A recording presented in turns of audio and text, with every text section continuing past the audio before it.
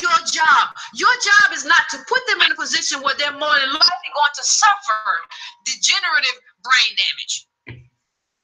And if you think that's your job, you're doing your job wrong. And don't tell me, well, if you don't have kids, I know I wouldn't put my kid out to get his body broke. For what? And then he's going to go to college, he's going to even get paid. And he probably won't make it pro. I'm going to put it all on him because, well, you never know. You never know. I might hit him in. That little Negro might be fast. He might be strong. Got a lucky seed. I got a lucky seed. Put it all on him because mama need a new car. That's sad. Dad need a new Harley or some stuff. He need a new motorcycle. Let's go on out here and get it. And the reason why it's sad is because what she's saying sounds so reminiscent. Putting our children on the altar. And I don't think we're just doing it with sports. We're doing it even with what this so-called education, you know. I feel sorry, you know. I feel so sorry for the children. And it shows that we don't have a future. Because, I mean, she's bringing up some valid points. Although I don't believe with her politics and worldview, this is reminiscent of Baal worship and offering your children up to Tammuz. You know? And I could see why I never could get with competitive sports. I never could. I never could. Even as a child, I couldn't. I just couldn't get with it. Hey, Galia, how you doing? Good to see you. Shalom.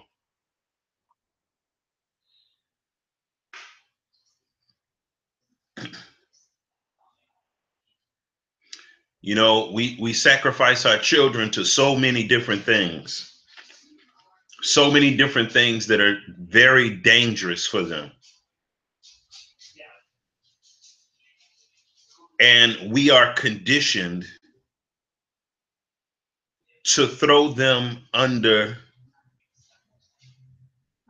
the most exacting,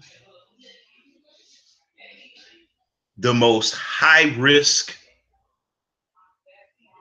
of vocations in life.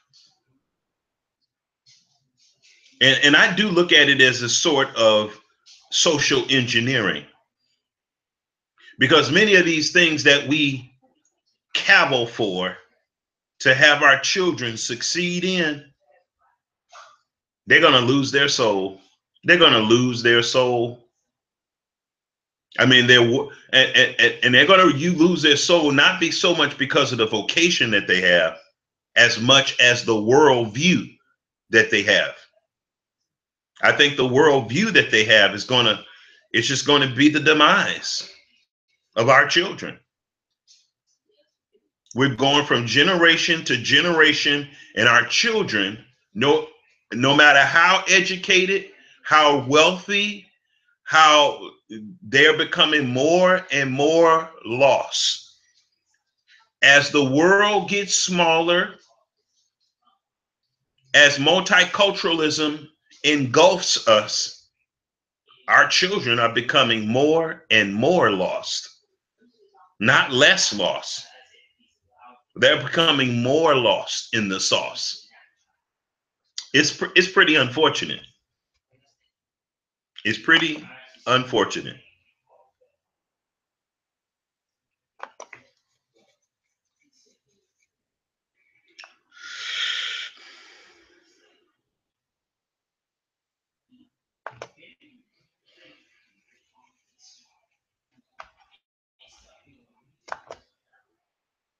Is it different than? Well, stocks don't break your body; they break your bank. Yeah. Okay. You cannot recover from this degenerative brain disease. Yeah. I'm not gonna tell you again that your brain has the consistency of butter.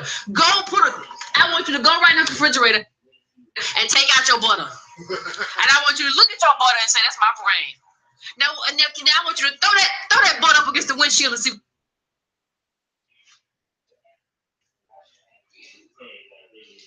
what happens. No, leave the butter out for a while. Yeah,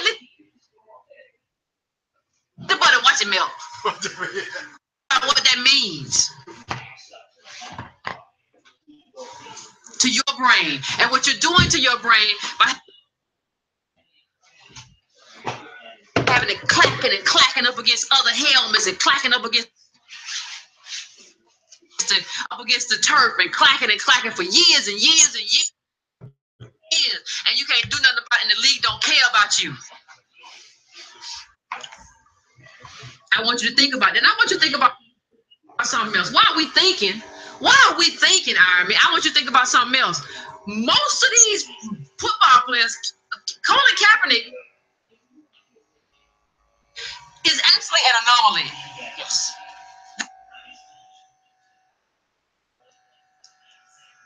The league breaks most of these football players. They don't do nothing for us.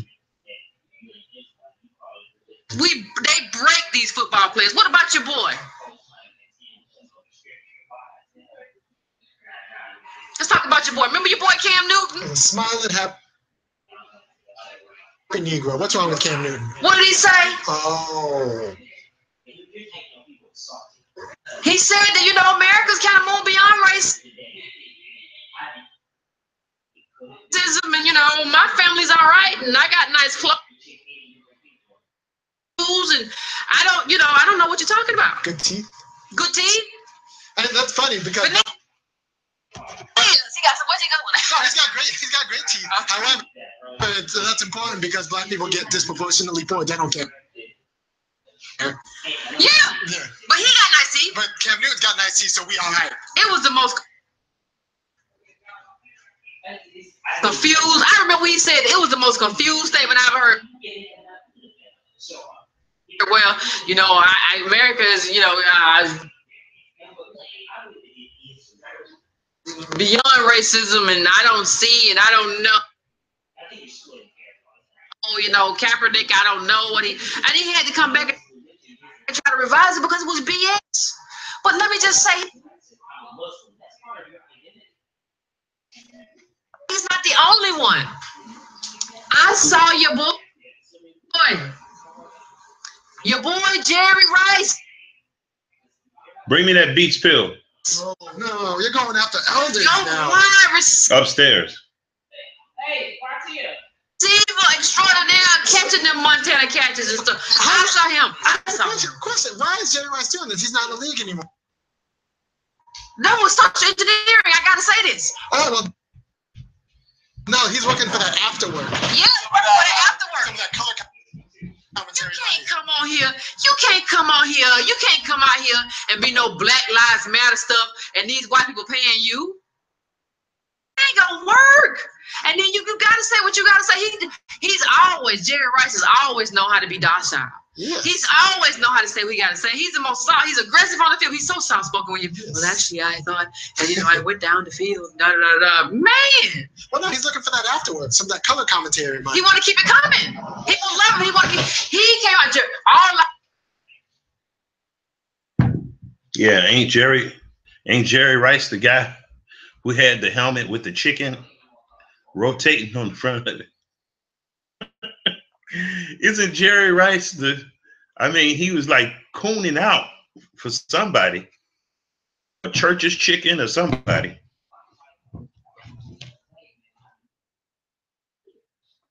Wow. Amazing.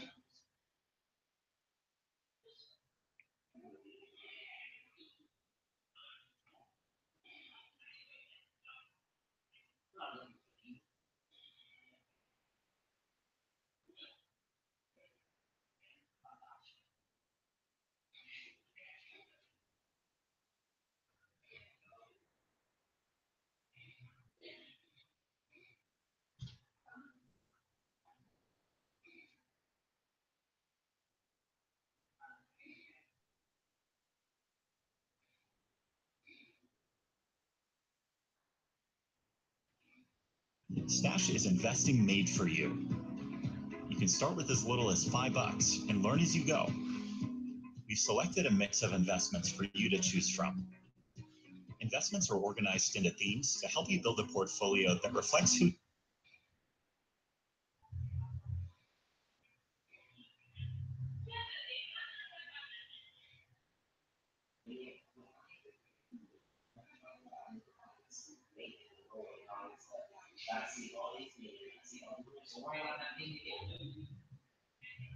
What's the issue?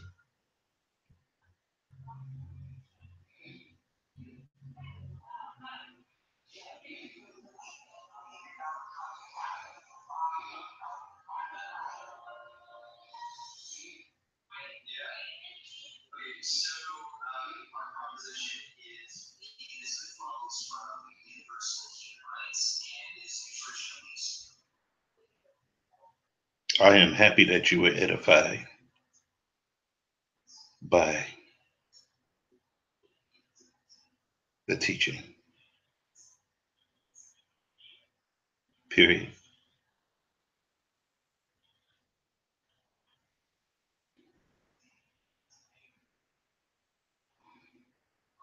I just finished watching that same teaching myself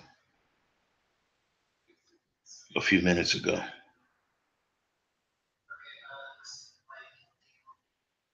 And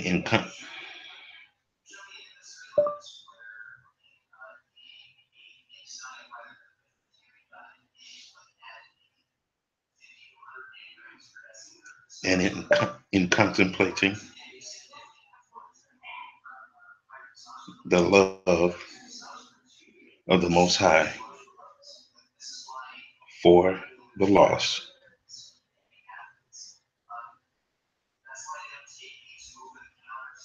the tears began to flow. Period.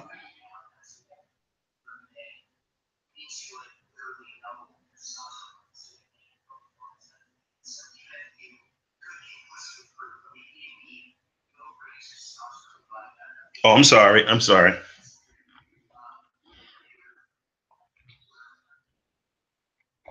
so sorry. I was trying to hook up.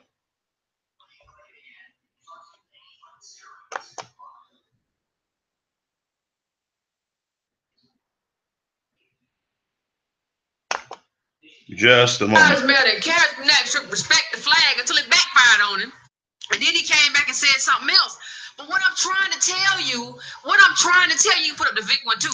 What I'm trying to tell you is that these people gonna always break, like, the NFL is almost like a slave plantation. They break black men like it ain't no tomorrow. Like, you won't say nothing. This one's hard because we saw this in real life.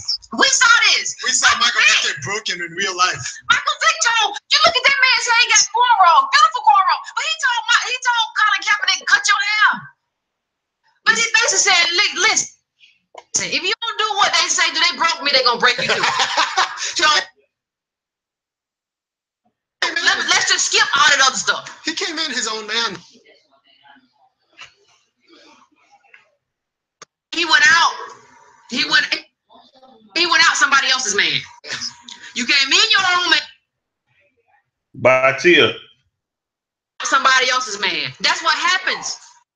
That's what. Let me see. Happens.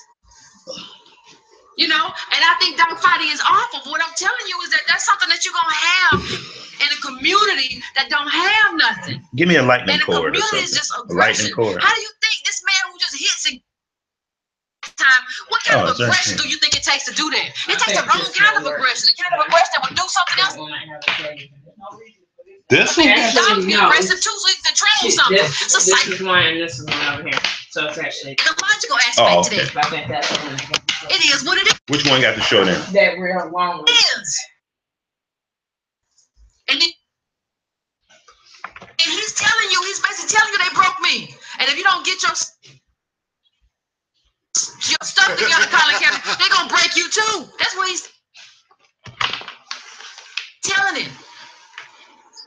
So you say you want football around so that these people can have, so that young black boys can have a future. You know, role models. Right. How no, I have a future. something to do for their time. Something to do with their Something to do time. for that time, and they have role models. Well, these four players are no. Like for the most, everybody ain't Colin Kaepernick. For the most part, these guys get broken down. Right. What was the name of the guy that didn't give the ball to? Geez, in Seattle. Yeah, what was his name? They weren't giving the ball. Marshawn Lynch. They wouldn't give the ball at the end. He's the one you get the ball to. Strongest thighs in the league. They wouldn't give him the ball. Why do you think? Leads to CTE, which is a degenerative disease. Nobody disputes it. Nobody disputes it at all. There is conclusive evidence that it leads to degenerative brain damage. And increasingly what you see some white people retreating. I don't want to do football. But so eventually you're going to see poor black kids, almost that's what you see a lot of now on the field, just like you see in boxing, a lot of poor black kids boxing and think that's going to be the way out. They're going to be next Floyd Mayweather. And not thinking about like options. And so for me, it's the options. Right. You should have enough options to where you look at being a football player and say, no, I ain't gonna do that. I want to do that. I ain't gonna mess up my head. You shouldn't look at that and be like, well, I guess this is what I gotta do because I ain't got nothing else. Right. And that's what's happening to these young boys and young teenagers. They look at it and be like, well, this is my only shot. Because America hasn't given them another shot, hasn't given them another avenue to success. They say it's this or nothing. You have no job, you have no labor. I don't think I'm not going to agree with that. I don't think it's a thing of America hasn't given us another shot at doing anything else. I think it's because we don't want a shot at doing nothing else but being white. That's what we want a shot at. You know, that's our nirvana. Our nirvana is a shot at being white as we can be. And that's why we don't have a lot of options. I mean, the Most High tells us what we should be doing while we are in captivity. He tells us some of the type of things that we're supposed to be doing in captivity, but that's not an option for us, because what that does is highlight our culture. It highlights our obedience to the laws, statutes, and commandments. You can't tell me that we serve the Elohim of the universe. He into captivity, but when we get into captivity, we wouldn't be able to have nothing to do but dangerous things. I don't believe that.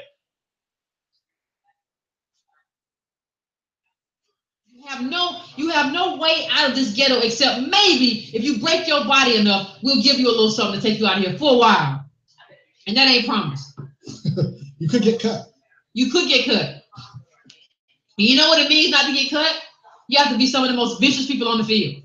If you don't want to get cut, you have to be one of those vicious people out there on that field. That's what you have to do. And so, you know, it's time, as far as I'm concerned, it's just time to start choosing. Like, I can't put it any other way. It's time to start choosing. And people say, well, Yvette, we can do two things at one time. No, we can't. If we could, we would. We have a finite number of hours, a finite number of minutes. This is a finite planet. We have finite, you know, everything. You don't have enough time for everything. You're going to have to start choosing what's important to you. Is what's most important to you watching football Saturday and Sunday and letting it take up your whole weekend? Is what's most important to you talking to your friends on the phone about football? Yeah, man, them Falcons going to be good. Is that what's most important to you? Or talking about your kid? Yeah, you know, he going to play at so-and-so and so-and-so high school. They got him at running back. Is that what's most important to you? Because if that's what's most important to you, we don't have a future. Yeah, that's most. We don't have a future because you decided. That's what's most important to black folks. Play football and break his body. I'm telling you that we have to decide that politics is more important than all of this. And we have to do that. And there's no way around it. And that's what I'm telling you. So, you know, I want to cover one more thing before we go, but I don't know how else to say it. You got to work. You just got to. Let me say this. Now, she always talks about politics body. Politics body. We need a politic body. Completely disagree with that. I don't completely disagree with that notion. We do need a politic body, but our politic body need to be based on not trying to be Americans and beg our oppressors for stuff all the time, and they dole it out to us however they see fit. Our politic body should be based on our culture. Our culture, the standard for our culture as far as employment, health, housing. Yes, I believe in politics based on a biblical narrative, but not on American narrative. That we should have a politic body that's based on a political politic body that's based on a biblical narrative that is tweaked appropriate for the captivity that we are in. And I think that what we should do as Israelites is study from the Bible what our ancestors did, the righteous ones, not the wicked knuckleheads, what the righteous ones did while they were in captivity. Extreme to the docile. I think all options should be considered. And all these options should be considered as we figure out, no, not as we figure out, but as we worship the Most High. You going somewhere, baby? Yes. Oh, okay.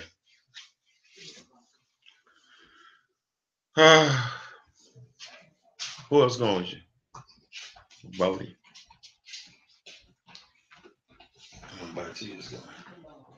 Oh, Jezreel's going.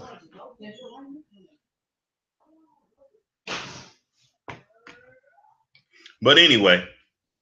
Make sure he has a better life. And you got to work towards that. And the way to do that, the way to work towards that is black politics. You can't work towards that by putting them on the field and just hoping for the best. Because it don't work out. Anybody see the video with the man with the messed up arm? He's an ex-football player, got hit, was supposed to go pro and all this stuff, and he got hit, and then he just got one limp arm. He's talking about how it was all worth it. He learned all this stuff. It wasn't worth it. Well, none of that worth you not having your arm no more. To be able to play in the league, it wasn't worth it. Like, stop telling yourself, well, I'm a motivational speaker. Yeah, people feel sorry for you. It wasn't worth it. You could have had a normal life. And what we should be trying to do now is make sure black people, especially black men, can have access to normal lives. I've seen that guy in that commercial, and he's a motivational speaker, and he said it was worth it. It was worth losing a limb. It was worth that. It's just bad, y'all, because we don't know who we are, so anything is worth it. Have access to security, have access to stability, as opposed to hoping that one of them from our community makes it out to the NFL. That's not good enough. It can take the whole neighborhood up. That was never a strategy that was going to work for us. Like, one person was never going to be able to lift up the whole. And that's what we have to do. Well, you got to be a house. You got to do. Well, I heard your contract was this. You got to do this. And well, son, I heard you got this. I need this. And so you just end up really going crazy because everybody wants stuff. Or you cut your family out. Like, no, we have to have stability in our communities. So, I want you to. I know some of y'all gonna call and talk about it, but I really want people who are pro football. Call in. Let's talk about it. So, and let's talk about what you want. We're going to transition to something else that was problematic. This is different, right? So, there's a lot of talk about Brown versus Board of Education, what it's done, what it hasn't done for black people. that's the case in 1954 that supposedly desegregated the schools. Right. Except about this a while ago, they started with the wrong people.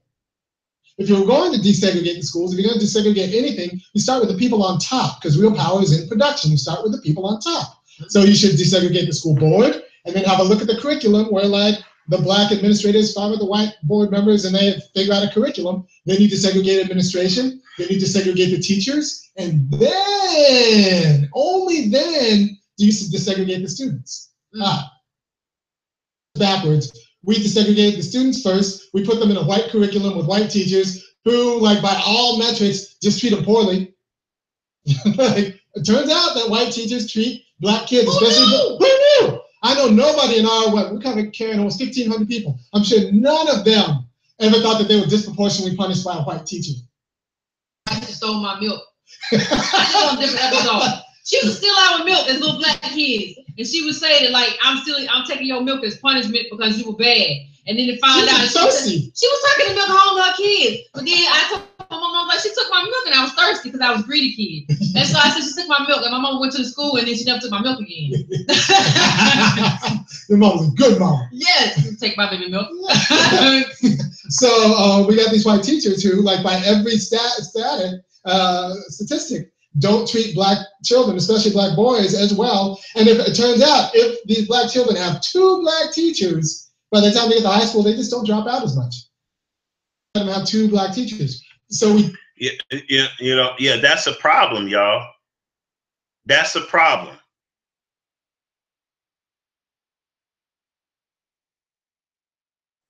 Oh yeah, absolutely. Disinfo Wars, welcome to the room.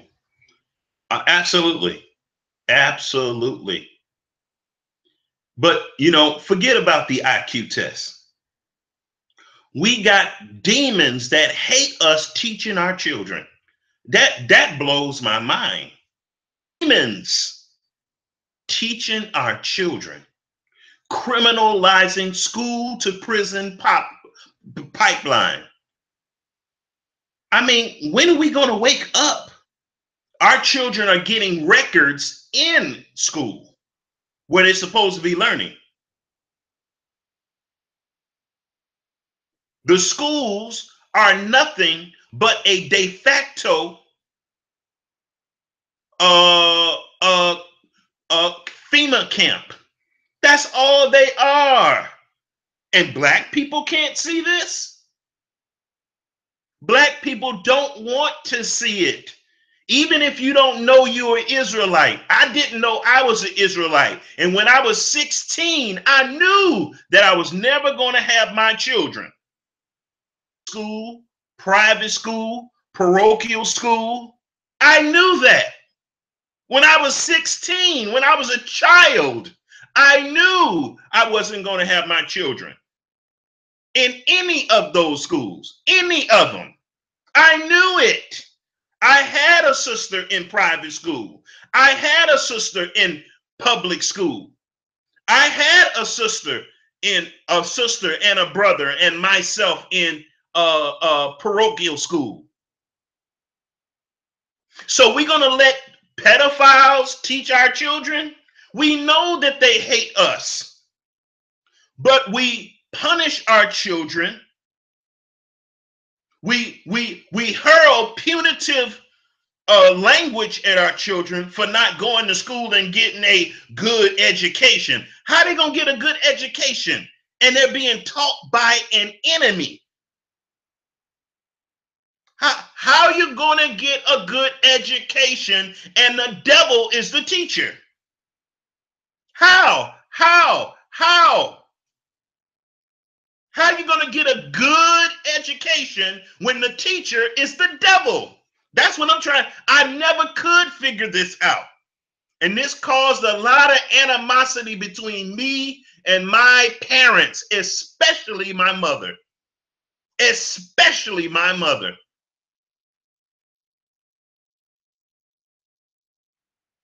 Especially my mother. Every time I brought home a report card and didn't have at least a C, I got a severe beating. severe beating, even in high school. Extension cord from grammar school to high school. Wow, that makes for a really pleasant learning environment at home and at school. At school, you got demons teaching you. They hate you. They hate you. This is in the 60s, 70s, and 80s and 90s. They hate you. And then when you get bad grades from the teachers that hate you, you take your report card home and get abused.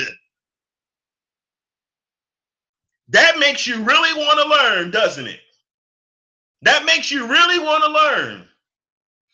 All you have is an environment of fear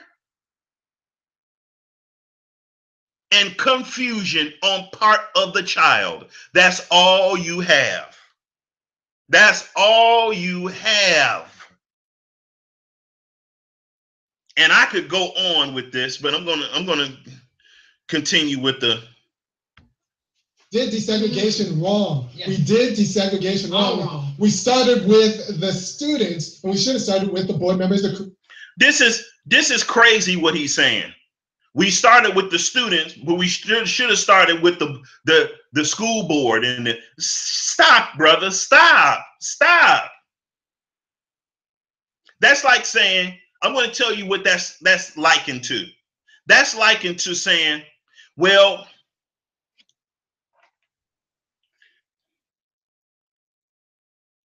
hold on a second.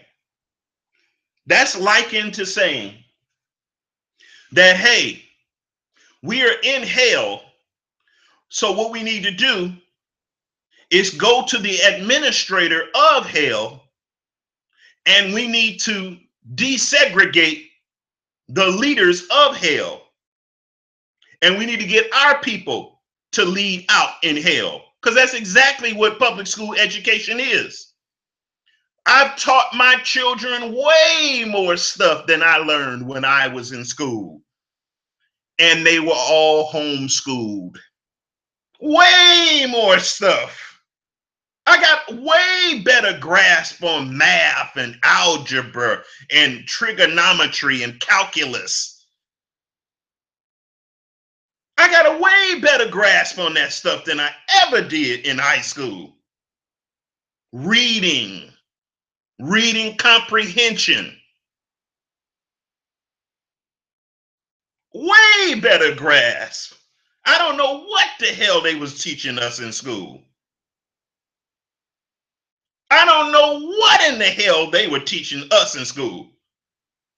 And then you find out after you become an adult that the school that you went to, the school I went to, guess what? The whole school was cheating on all the state tests. A whole huge big story broke out around, what's that, 1995.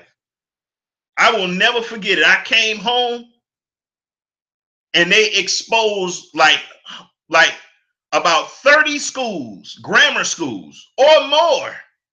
And guess what? One of the schools that was on the list that was infamous for decades for cheating on the state test was, guess what?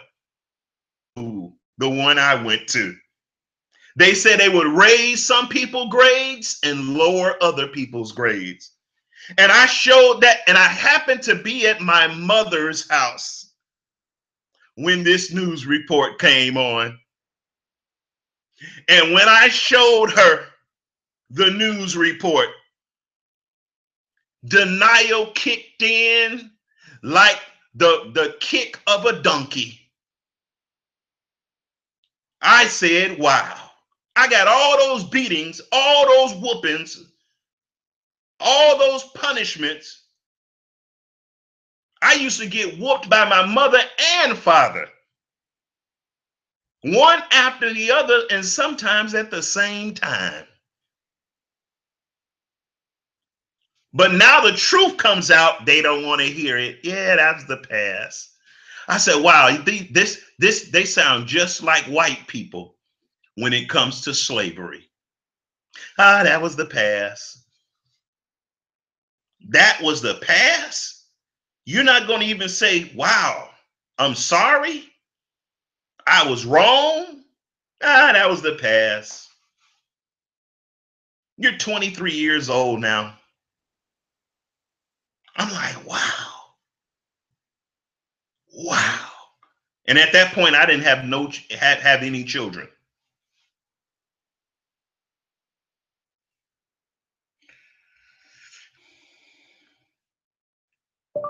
If you're not busy, come and join us. We are on air. Broadcasting.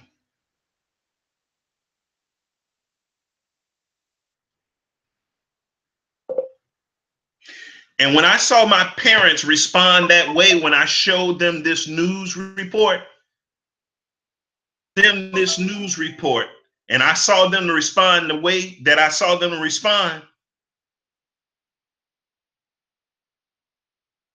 I already knew that something was wrong with the world.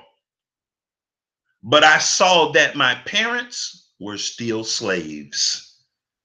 And I didn't know nothing about being no Hebrew Israelite. I said, wow, my parents are slaves on the plantation. They didn't even care. But anyway, that's water under the bridge. You know, I got a daughter that's going to be in college already. But my daughter's in college and she just been homeschooled. She was homeschooled. We sent her to get her GED and she's in college.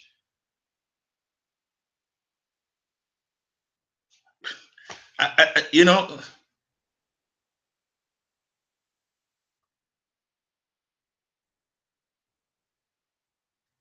started out in a community college and now she's going to a state college and she's going to come home every day.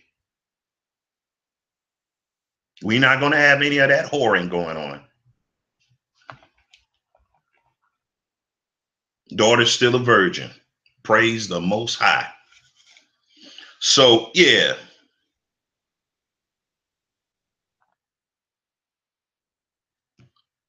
You talk about FEMA camps?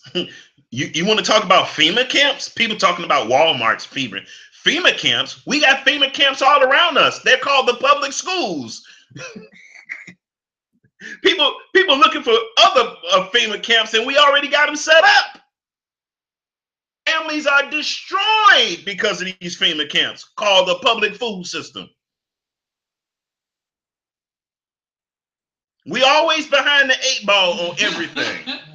Always. I went to school.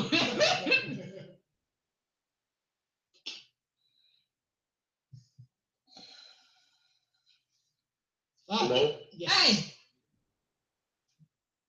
Oh, what's going on, everybody? This is Duncan calling from Columbia. So, what's going on, guys? Hey, how you doing? Oh, hey, what's going on? So, now I've been a fan of your show for quite some time now. I have a lot of respect for what you guys do and like the data and the evidence you bring that that you sort of like debunks all of these common talking points and narratives about Black people. I really respect what you guys do, but and I really agree that we should continue to fight for reparations and for like political control at the local, state, and federal level and get our agenda passed and all that. But I was listening like a couple of days ago when we were talking about. I'm not against fighting to have an agenda pass, but the agendas that we be fighting for, they don't please the Most High. They please the flesh. The agendas that we be fighting for, they don't push the prerogatives of the Most High. They really don't. That's why I always have this language where I'm speaking against this so-called politic body, because if we start a politic body, the first thing we're going to do is have a white supremacy agenda. gays and lesbians. That's nothing but white supremacy in disguise. Stop it. Feminism. No, no, no, no.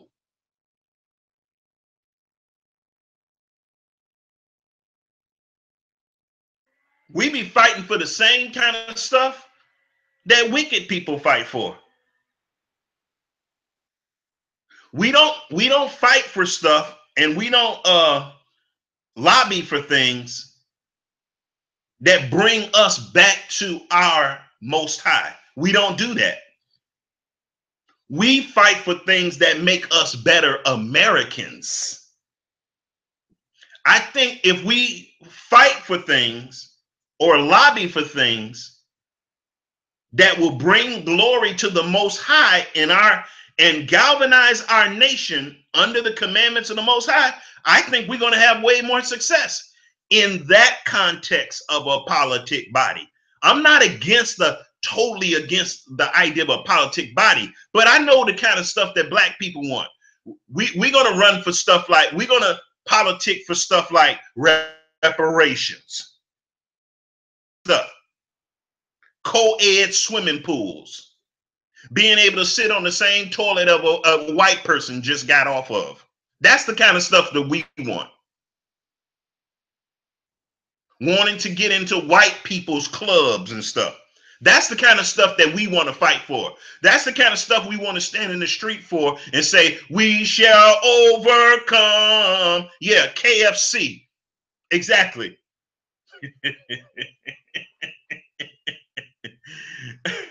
Stop it. Stop it, Infowar. Stop it. But you're right. That's the kind of stuff we want to fight for. We want a politic body so we can get a bucket of chicken. You know, we want a politic body so we can eat foods that give us high blood pressure, gout, obesity, movement, you name it. That's the kind of stuff we want to fight for. Like Asian Americans, like they have the advantage, the socioeconomic advantage over us in terms of like they have home countries that can offer them diplomatic leverage in certain situations. So do you think that may be like a viable solution to black people in this country? Or alternative solution? What's an alternative solution? Thinking about a home country. Trying to get a home country. We don't got no home country though. Like, no. What about the Pan-Africans? No, we don't got no home country. Stop. Like, I said this earlier. I did a video with Antonio Moore. I agree. But listen, you are not going to find your free. See, this is the kind of stuff that we're going to do with a politic body. We're going to try to make Alaska our home country. You know, it's that kind of stuff. That's why when I hear the buzzword politic body from a black person, in reparations from a black person, I'd be like, I just roll my eyes because I'm like, oh boy. You know, we want a home country in what? In Switzerland, in Greenland, in Iceland, in Scandinavia. We're gonna want a home country in some weird place. Not knowing that we are the Israelites and we have a country that we have been exiled from by our Most High. Don't know that. Now you're going to start picking and voting on where y'all going to pick, and y'all going to try to copy the blueprint of these fake Israelis with the Balfour Accord. Y'all stop all that stuff. See, this is why politic body never gets us nowhere. This is why politic body never ever works for us. We don't even know what to ask for. The Bible says you have not because you ask not. And guess what? We're asking for the wrong things. We're not asking for the things that the Most High wants us to have. We're asking for the things that's going to make us more white or equal to white people. That should not be our objective. That should not be our end game. See. And I understand, listen, I understand why a lot of third world countries are third world countries. They're third world countries because American imperialism has drained them dry and has destabilized these countries to make them that way. But you are not going to gain your freedom by going home to a third world country. You're going to gain your freedom. Most people who say that don't even know what country they're from. Africa has like, what, 54 countries? It's a continent. You don't know where you're from, but talking about you're going to go home to Africa. They're not looking for us to come there. We don't have nothing to bring. Our fight is here. I know a lot of people don't like to hear it. It makes people uncomfortable, but our fight is here in this country. There is no home country. This is it. We built the richest country in the world and we're poor, and that's a problem. I don't want to go back. Ain't nobody, you can't go back to Ghana. You can't go back to Nigeria. You can't go back nowhere and have me like, well, you got to give me my. Not only did we build the richest country in the world, we build the richest countries in the world. And we ain't got nothing to show for it. We built the richest countries in the world, ain't got nothing to show for it. Nothing. Nothing to show for it. Nothing.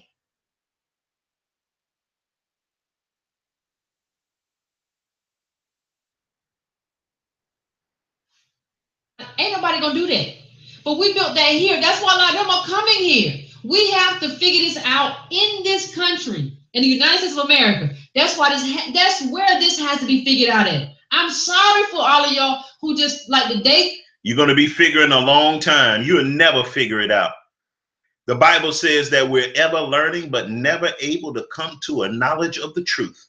Ever learning, ever studying, ever reading, ever raking through stats, but never able to come to the knowledge of the truth of our divine nature.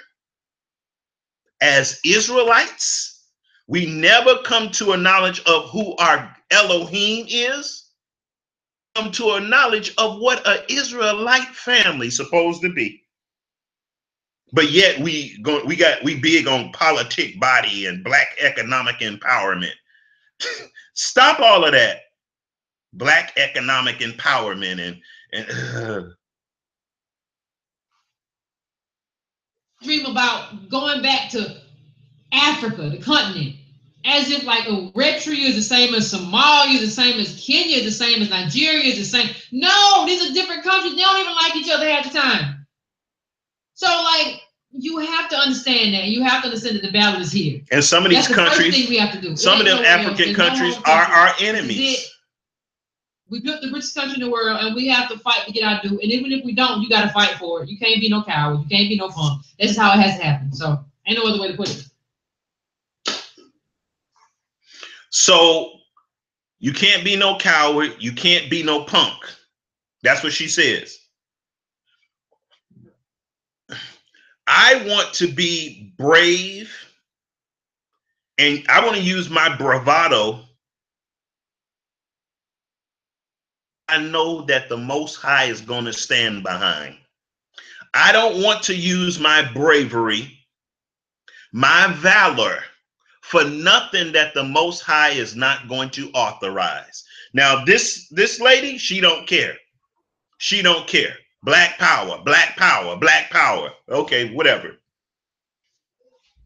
But if the Most High is not behind the species of black power that you're pushing, no, I don't want to get behind it. Hey, baby, how you doing? Come here. Let me just look at you. You don't have to get in here. Why are you trying to get in my camera video? Good. Okay. How was your day? How you feeling? You look energized. Okay. But anyway, my middle daughter just came in.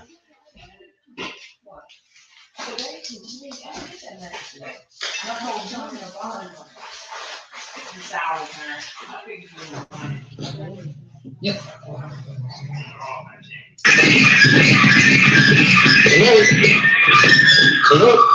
What's going on in your background?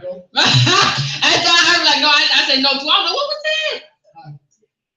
Bro, I know how much money. Hey. That shouldn't bother you. Yeah, I know how much money I see. Hello? I think Daniel or something on there. Yeah, you see their city. Oh, we had two. I don't know. What you doing over there, Aaron? Hello?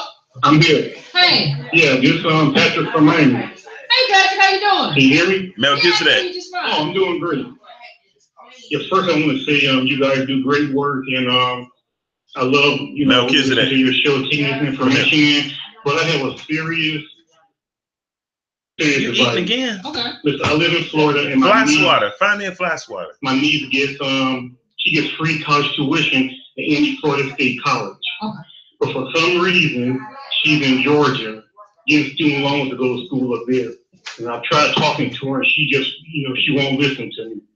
So, I mean, what advice can you give me to get her to rethink, going to school for free in Florida, getting free tuition?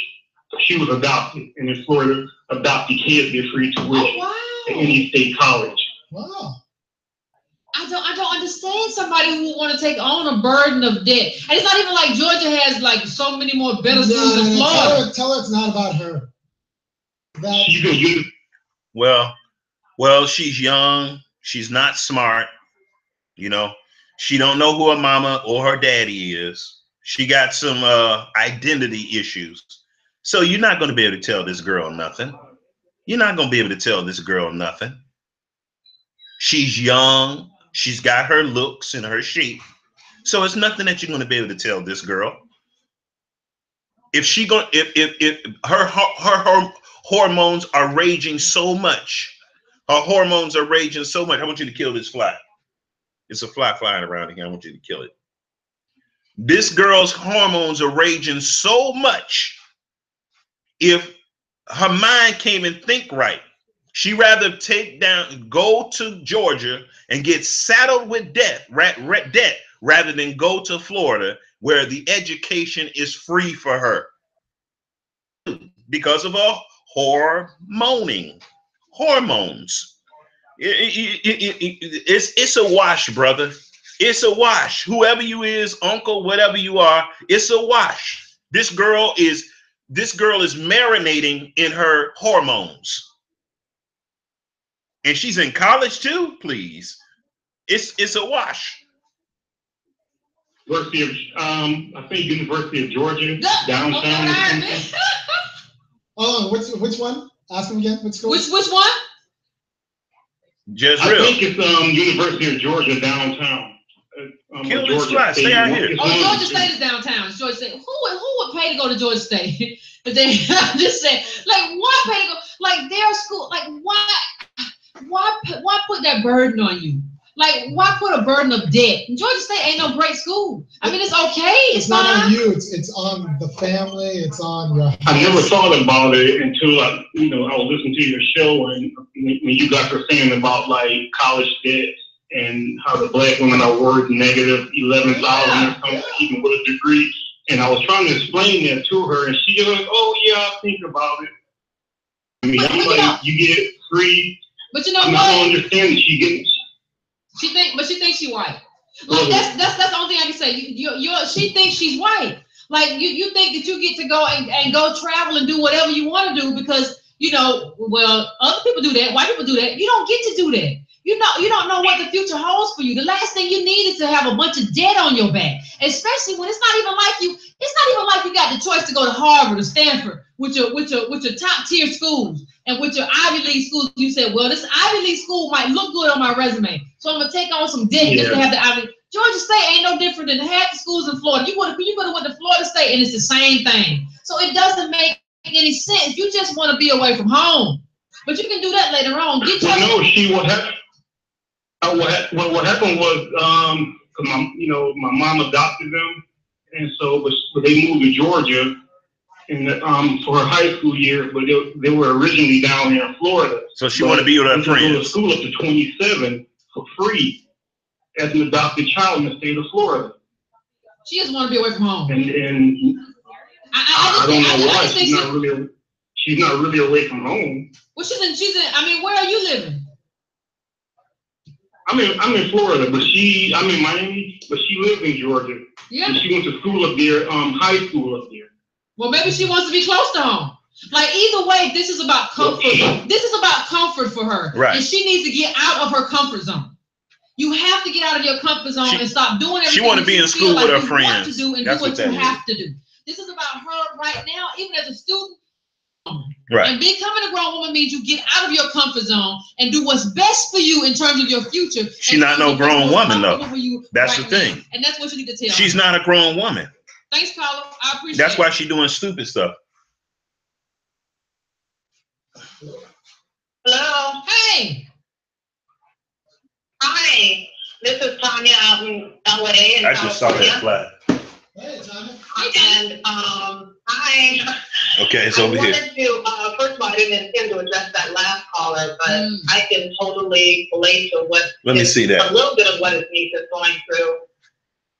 I went through a similar thing when I first started college, and it was just like you said, she just wanted to get away from home. I just wanted to get away from home. So my freshman year, went to a private university out here in California that was way expensive, and my family couldn't afford to send me there. So I started taking out student loans, and then my sophomore year, I wound up transferring to Howard, where I got full academic tuition scholarship throughout the rest of my college career by the time I got to Howard. So I wanted to talk about what you guys are addressing about the education, because I've worked as a teacher in the public school system out here in LA, and I also attended public schools out here.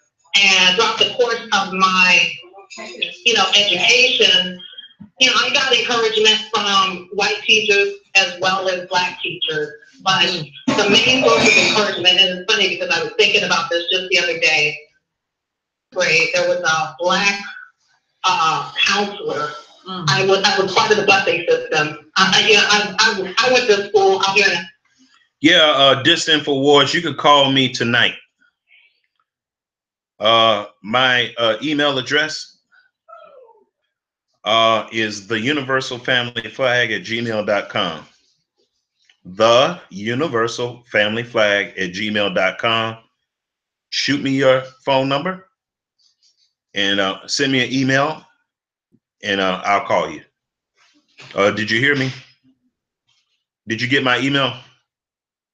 LA, like in the 70s and 80s. I graduated in 85 from high school. So I was part of the busing system out here in LA. I lived in LA. I was bused out to the Valley. So me and all my Black friends, we were bused out to the Valley. And I got to 7th grade thinking, this is going to be really cool. We'll be able to take all these cool home economics classes. And so me and my friends, we all signed up our classes together in junior high school. And then I got a summons. Exactly. And this Black counselor, shoot me an email right now with your phone number on it, and I'll call you. And she said to me, because I'll be done with this in probably another 10 minutes. She talked real, she's a real bourgeois Black woman. She said, Tonya, here is your new class schedule. What do you mean by new class schedule, Mrs. Carter? I already have my classes. She says, no, Tonya, you're gifted. Oh. And so she changed my whole class schedule and put me in classes with all these white people. It was like me and all these white people, and all these science classes and math classes, and it was kind of nerve-wracking or traumatic for me initially. Yeah. And because like at recess and lunch, when I go out and hang out with my Black friends that I was plugged in with, they was like, "Girl, what's wrong with you? How come you got to go on the whole economics with us?" And I would say, well, Mrs. Carter said I'm gifted. So she changed my schedule. They're like, what you mean you gifted? What, So I was dealing with that with them. Okay, and no problem. I would go to class, and all these white people were looking at me like, what is she doing here? What you doing here?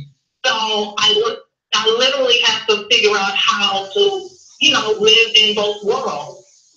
But the one thing that I will say is because of what Mrs. Carter did for me, throughout the course of my career, and again, I'm in LA, so, I work around a lot of really liberal, hippie white people. And they encouraged me. They would point out to me in the class, we would take tests, and the teachers would point out, the only person who got an A on this exam was Tonya. They would point out to the fact that, how smart I was, and that there was a reason why I was there.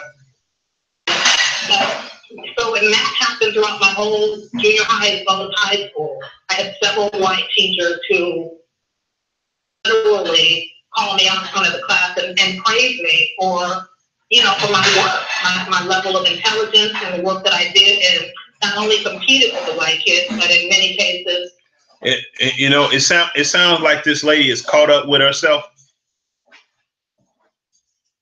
It sounds like this lady is a little caught up in herself because she's talking about herself an awful lot. You know, So, you know, so but it was Mrs. Carter, the black counselor. Okay, now that you know that helped you. That put me in that situation. Now let me ask you: how did that help you? Like being in those classes, being in those gifted classes, and what she did for you. How did that help set you up later in life? Well, it gave me the confidence. Yeah, that's what I like to know, because she just said she was a teacher. So, you know, nothing against teachers, but come on. Come on. And to know that, you know, and it's funny because somebody recently said to me, you know, one of the things I noticed about you is you're kind of a free spirit. It's like, just based on the things that I've done in my life, and I was just sharing a few things with them, it's like, I can tell that in your mind, there's not a lot of I can't. You know, I don't have a lot of conversations in my mind that say I can't. This just sounds like a black woman with an inflated ego. I'm just telling y'all. I'm just telling you. It just sounds like a black woman with an inflated ego, because it's just amazing. You know, quit when you're ahead. Yeah, because of what the situations where I've been placed in, and you know, I was forced to rise to the occasion. So that's what you did. Answer in response to your question. It built up a sense of confidence in me that, like, okay, maybe my home life or whatever is different from most of these kids I'm in class with, but it doesn't mean that I can't good as them, or that I'm not as intelligent as them. So it definitely set me up to be able to maneuver in life and to do various things. You know, there's another. Go ahead. No, okay. Well, thank you. I appreciate you calling in and sharing it. I appreciate that. Thank you, Tanya. Okay. Yeah, y'all debating about that, boy. Y'all in the comment section gone about that. Somebody said y'all in the comment section gone about that. Woo! I gotta read that later. Anyway, let's go. I mean, I appreciate that happened to her. I just hope that she understands and everybody understands that that's not how it happens most of the time. And like how you see what you can and cannot do. You know, a lot of people didn't get that. And even if you get So it's really interesting how that lady was droning on and bragging and bragging and bragging. And then Yvette asked her a real poignant question. And she started hubbada. How does it help you in your life? You should be able to spit that out fluently as you were spitting out all the accolades and achievements and awards and recognition you've been receiving. But when Yvette asked her about those things, hubbada. Now she has a speech impediment. So it don't sound real. And then she says she's a teacher in a public school. But you was in science classes and doing all kind of high-tech math and all this only to be a school teacher? You know, nothing against school teachers, but, you know, she made it seem like she's, you know, she was in, you know, cracking the genome code or something. Being a school teacher? Okay. Yeah, sometimes you still can't do it. Yes. And you still get roadblocks. So I just hope that's something that we keep in mind as well. The roadblocks are real, and they're set up. They're thrown in front of you for very real reasons.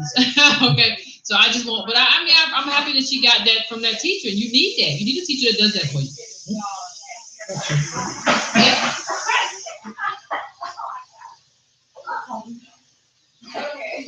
Hello?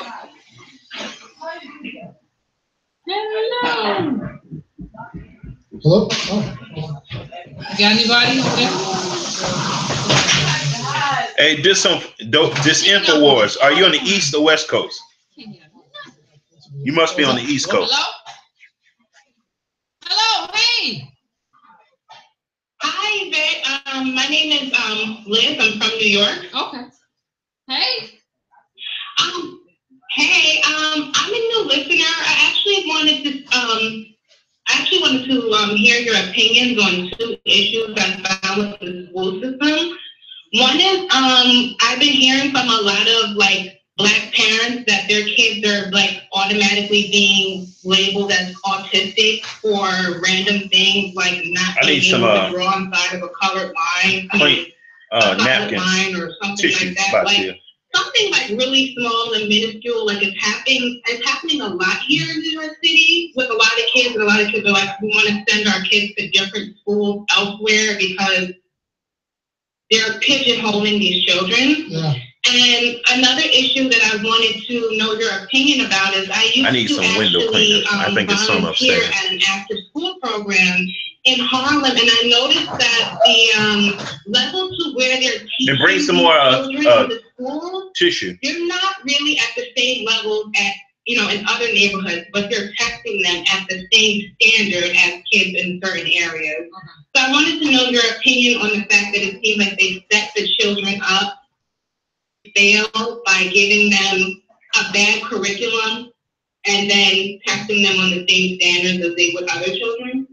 I mean, of course. I mean, the thing is, as a Black person, there's so many traps.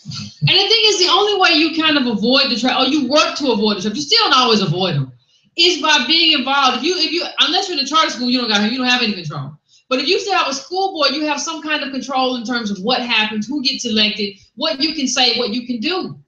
And it's obvious to me, it's been obvious to me for a long time, since I was in school, that they were trying to, shepherd some kids, Black kids, into the space where, they didn't have, they were seen as, not smart enough or whatever. And when you're seen as that early on, you get veered into these classes, which, ain't no college gonna accept you. Not a good It's college. A gallon of it up there. And so, I mean, what you do with it? This changes the Black and the blue stuff, yeah, window clean. Heavily involved.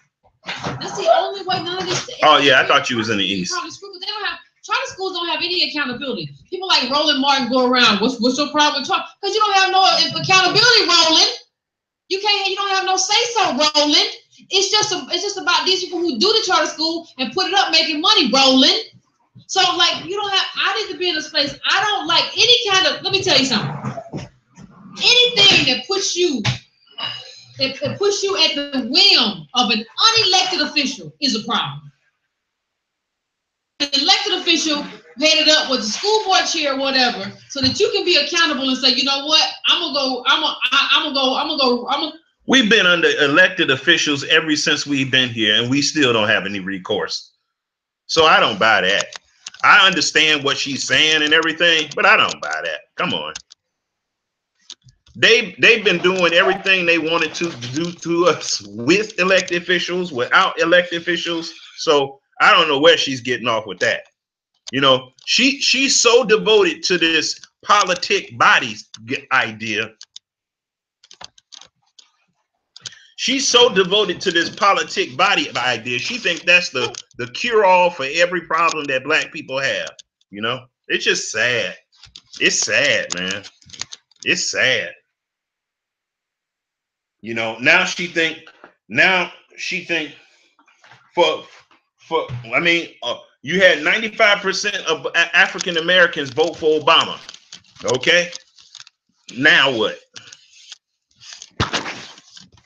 He was an elected official. What did he do for us? Nothing. Nothing. They say Obamacare, but what really? So, people need to wake up. Tick body, and then we get a politic body, and the only thing we ask for is reparation. And then they structure the reparations where the only people that can even get it, benefit from it, is the people that. And you think we'd be wise to that by now, but we ain't no wiser. We ain't no wiser. We fall into the same old pitfalls and traps time after time after time after time. We're no wiser. Go support your opponent over this BS you just did. You don't want to be anywhere else, and you have to get involved. You have to get involved day in and day out, and it's a project. It ain't nothing that's easy. You have kids, but that's what you did. You decided to have a kid or whatever, and it's gonna be a project. You're gonna have to be at that school and be at somebody, and you might have to go get other parents to be with you, and it's gonna be hard. But that's what raising a black kid in America looks like now. Right? So thank you for your call, Colin. I appreciate it. So don't even consider home. Anybody want to talk about football?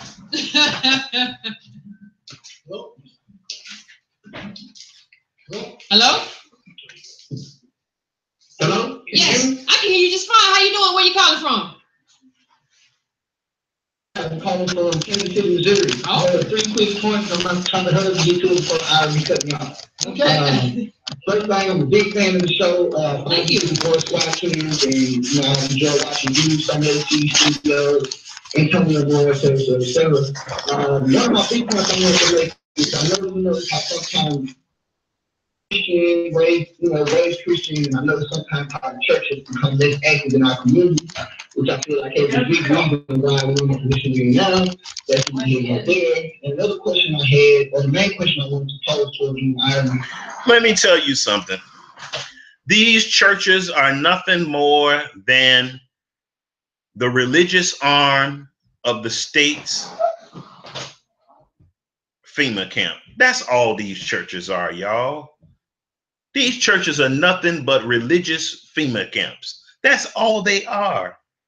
That's all they are. That's why they don't do nothing for us. But we slow about learning that too. Is watching every Monday and Wednesday and trying to explain this to my family is just very difficult. And I'm thinking it's because the facts are so wrong. Do you have any advice on how I could get them to get more involved in black politics? I mean, let me just start with the second question first. To get them involved in black politics, I just think you have to be patient. It's going to be a long time. And the thing is, you have to be swift. Sometimes you got to be mean, right? Because what people want you to do, they want you to talk to them. They don't want to talk about black politics, right? They be like, I don't want to talk about that. That's depressing. But the minute they get arrested or go to jail, or they have something in their life that stems from racism, they want to talk about it. And I'd be like, I want to talk about black politics when I'm talking about it. But when it affects your life, you want to talk about it. So you have to show them that this stuff you're complaining to me about is black politics.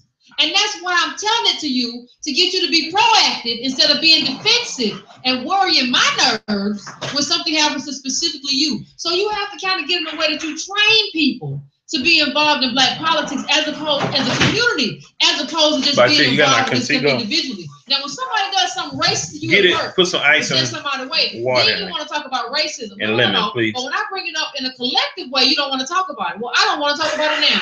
What you need, you don't want to talk about it now. But you don't want to talk about it when it affects all of us. I don't want to talk about it now. And do what you do. You almost have to put people in a position where you punish them if they don't talk about what needs to be talked about in terms of the community as opposed to just them individually. I'm not going to cry rooting for just you if you're not willing to talk about this collectively and talk about what we're going to do about it. That's the gauntlet that you have to put down for black people. And you have to set strict boundaries. Listen, I'm not doing this just for you. If you want to get involved and we do it for everybody and we help each other out, we can do it. If you want to do this just to help yourself out and vent and cry to me all the time, I'm not doing it. We have to do this as a collective effort. That's what I would tell them. And you can't be listening to them all the time. Like if they want to talk to me about this happened to me and I can't believe this. But wait a minute, I'm not going to do that. I'm not going to do this individual thing with you. You got to figure something else out. The church, I don't have no problem with the church. I just don't like the pacifist interpretation of Jesus and Christianity. Right. I think, and there's a history of radicalism in the church, black radicalism, that we'll never talk about. So I think what we have to do in terms of the church is just kind of transform it instead of this kind of pacifistic, well, all right.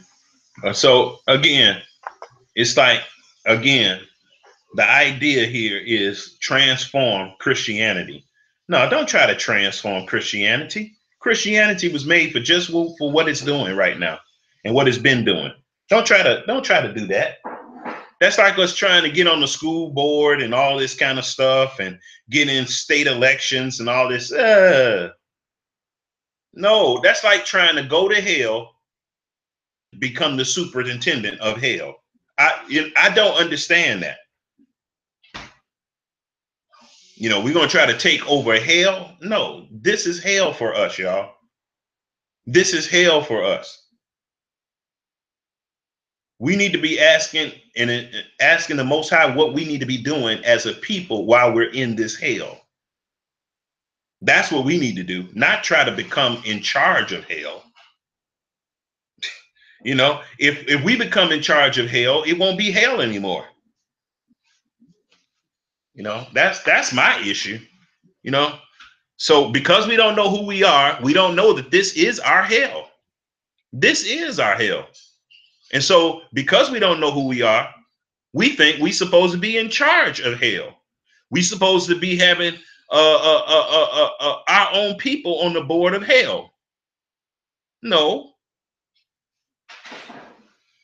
You know, and we're supposed to wrest power from Satan. No, Satan is doing what he's supposed to do.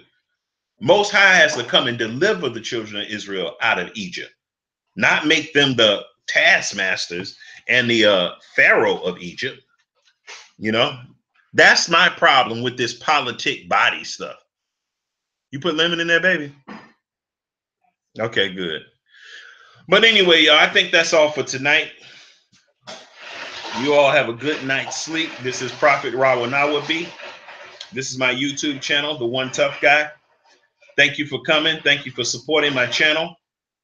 And I hope this was edifying to you. And even the points that I did not really cover, I hope you were able to process these things. The reason why I go over this type of information is because I think we need to know and discuss how to synthesize this information that many of our people, you can take that upstairs, that many of, well, after you take yours upstairs, ain't you going back up there? So you don't have to take 1,000 trips. So we need to learn how to synthesize this information, process this information, so we don't fall in the pitfall that Yvette Carnell is going to fall into. She's already in the pit and don't even know it. Beautiful sister, like her. She's nice, very intelligent, but it's a pit. It's a pit, y'all. You know, it's a pit. But anyway, you all take it easy. Have a good night and shalom.